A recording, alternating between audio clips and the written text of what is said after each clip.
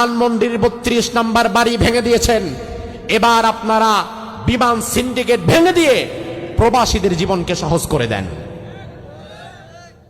2024-এর 5 আগস্টের গণবিপ্লবে ছাত্র জনতার অবদান সবচেয়ে বেশি ছিল এবং তার সাথে সবচেয়ে বেশি ছিল আমার প্রবাসী ভাইদের অবদান।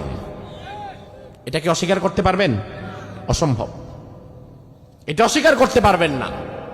তার কারণ আমাদের প্রবাসী ভাইয়েরা রেমিটেন্সকে বন্ধ করে দিয়েছিল। এটা একটা দেশের জন্য মস্ত বড় আঘাত।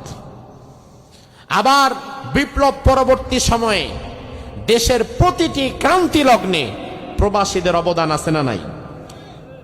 আজ প্রবাসীদের জীবনকে আপনারা দুর্বিষহ কষ্টের মধ্যে ফেলে দিয়েছেন। বিমানের টিকিট সিন্ডিকেট করে করে 50,000 টাকার টিকিট নিয়ে যাওয়া হয়েছে 1.5 লাখ 2 লাখ টাকায়। কেন? একজন প্রবাসী দেশের বাহিরে যে কাজ করে, একজন প্রবাসী দেশের বাহিরে যে কাজ করে, সে মামু বাড়ির মধ্যে কাজ করে না। একজন প্রবাসী দেশের বাহিরে যে কাজ করে, সে রাজা বাদশার হালতে কাজ করে টাকা উপার্জন করে না। সে শুয়ে বসে খেয়ে টাকা উপার্জন করে না। একজন প্রবাসী দেশের বাহিরে যে কাজ করে, সে নিজের রক্ত ঘাম পানি করে এরপরে টাকা উপার্জন করে। সে কোটি কোটি টাকা লুটপাট করে না, সে কোটি কোটি টাকার লুটপাটের সাথে জড়িত না, সে ভুয়া রাজনীতি করে পয়সা কামায় না। সে পরিশ্রম করে মাথার ঘাম পায়ে ফেলে পয়সা কামায় একজন প্রবাসী।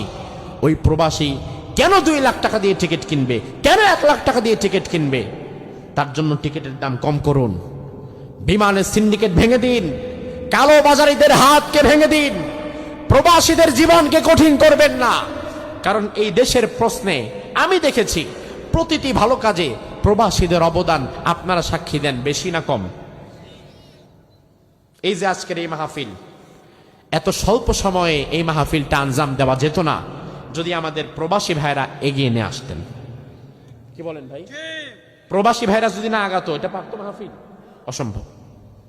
বাংলাদেশে আমরা যত মাহফিল করি, এটা বাস্তব সত্য কথা, আমাদের 90% মাহফিলের সবচেয়ে বড় সাপোর্টিভ হয়ে যারা কাজ করে তারা প্রবাসী। আপনি বলবেন কই, আমি তো দেখি না। হ্যাঁ, প্রবাসীরা আপনার সামনে এসে কাজ করে দেখায় না, তবে তারা পর্দার ওপার থেকে কাজ করে। তারা কাজ করে বলেই আজকে আমি আপনারা এখানে বসে আসতে পেরেছি। প্রবাসীরা কাজ করে বলেই আজকে এখানে আমরা বসতে পেরেছি।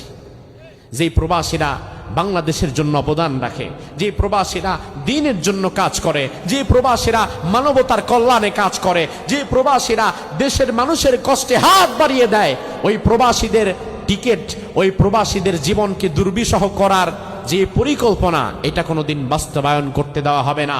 বরং আমাদের দাবি হচ্ছে আপনারা অতি শীঘ্রই বিমান সিন্ডিকেটকে ভেঙে দিয়ে আমার প্রবাসী ভাইদের জীবনকে সহজ করে দেন। এই দাবির সাথে কি আপনারা একমত? এই দাবির সাথে কি আপনারা একমত?